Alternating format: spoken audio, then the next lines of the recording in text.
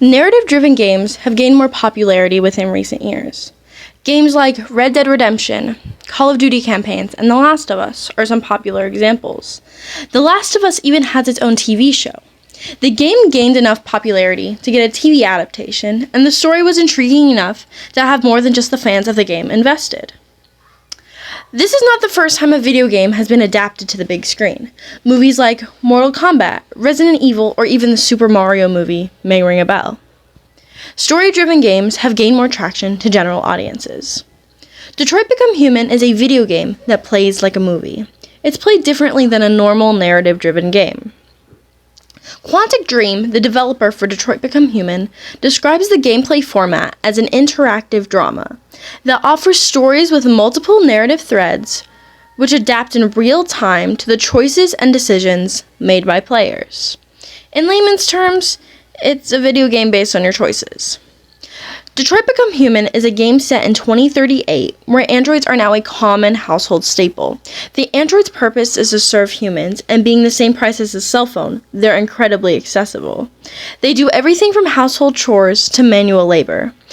Throughout the game, you play as 3 different characters: Connor, Kara, and Marcus. When you play video games, do your ethics ever come into play? If you're a person who plays video games regularly, it probably doesn't bother you when you play a first-person shooter because the point of the game is to kill other players. You probably don't use a ton of critical thinking skills when thinking about a video game story. When playing video games, you must suspend your belief because the story usually isn't something that occurs in real life. In Detroit Become Human, you decide your gameplay based on your moral values. Whoa. Don't let me lose you, okay? I know that sounds so lame and not fun at all, but I promise it's quite interesting. Detroit Become Human's main conflict derives from androids gaining emotions and feelings. They call these androids deviants. In one storyline, you play as Connor, who is an android cop whose mission is to hunt down these deviant androids. When you play as Connor, you can make active choices whether you want to kill the deviants or let them run away. When you let them go, your justification as a character is that you need them alive. Whether or not Connor has empathy is a large question asked when you choose these options.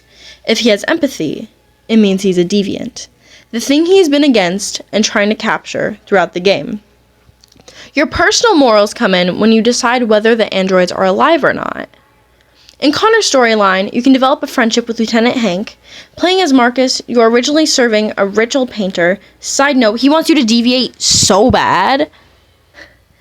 You will then get shot in the face in a police misunderstanding and become the leader of a safe space for deviated androids. In Kara's storyline, your main purpose is to protect Alice, a young girl from her abusive father. Kara deviates very quickly because you must deviate from her father's commands, or he will kill you and his daughter. Throughout these events, you'll get closer to the characters and understand their separate bonds. Showing these bonds can create a struggle for the player! If these androids are able to show sympathy for one another and need blue blood to remain functioning, are they not alive? That lends to asking ourselves, what classifies life? Are these androids living? Well, there are 8 characteristics of life.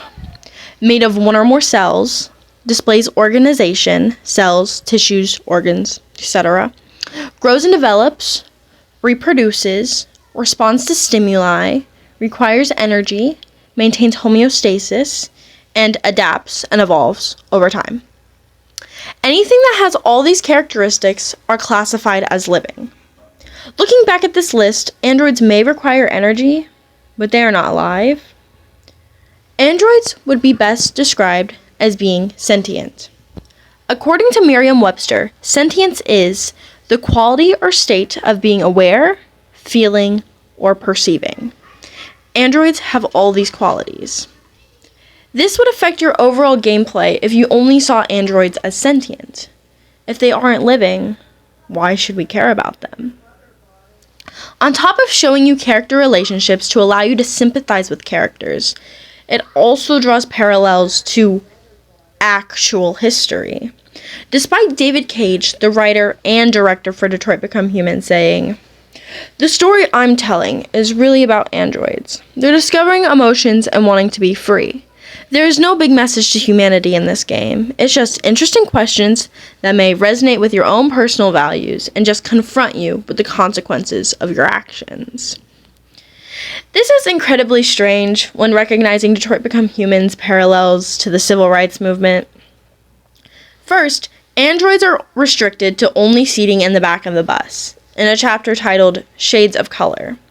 Within the chapter, you are picking up paint for the old man you take care of as Marcus, and run into protesters who beat you up for being an android. The title seems to be a double entendre, referring to the shades of paint and literal racism. When you play as Marcus, you start an android protest, and it's up to you what your deviant slogan will be. One of your options is, "We have a dream," a direct parallel to Martin Luther King's "I Had a Dream" speech. Throughout Marcus's storyline, the word slave and slavery is thrown around a lot. In a speech Marcus gives in the game to demand for android rights, one of your demands you can choose from is to end android slavery.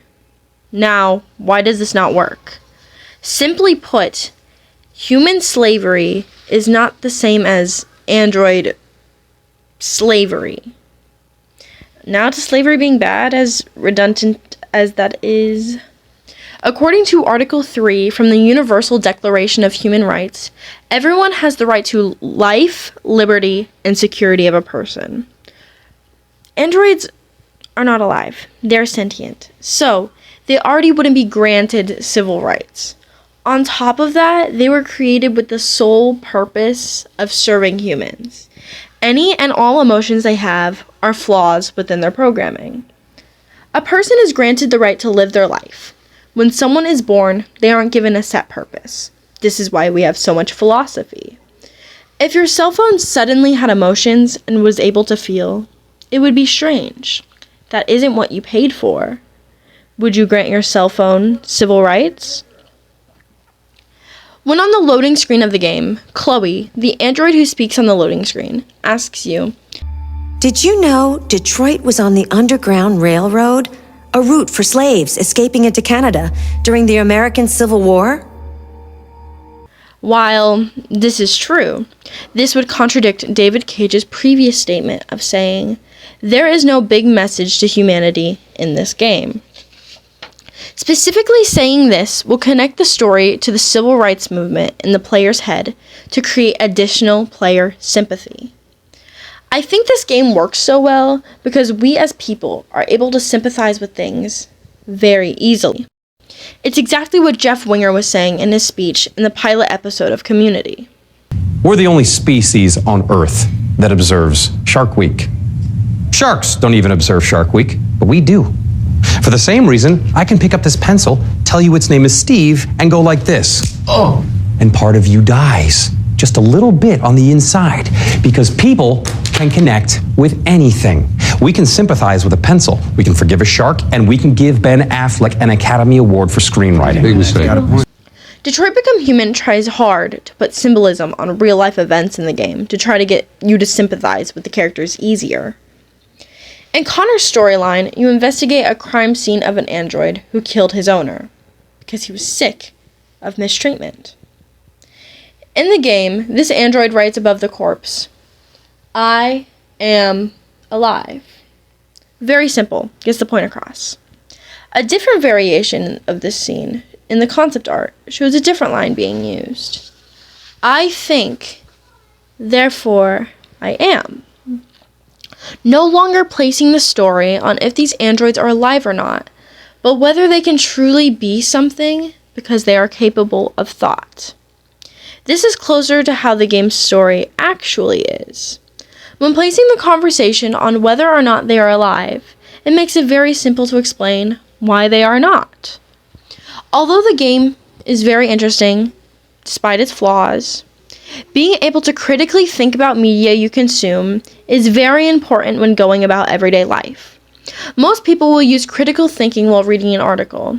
It's not as common to think the same way about movies or games.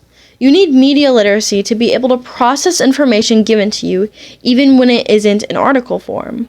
When you don't critically think about media, you are more susceptible to false information. Being able to critically think about media can help you notice bias and have fair judgment regarding whatever you're watching. Understanding both sides of an argument helps you understand a topic more. Hence, the popularity of debate. Thank you. Mother.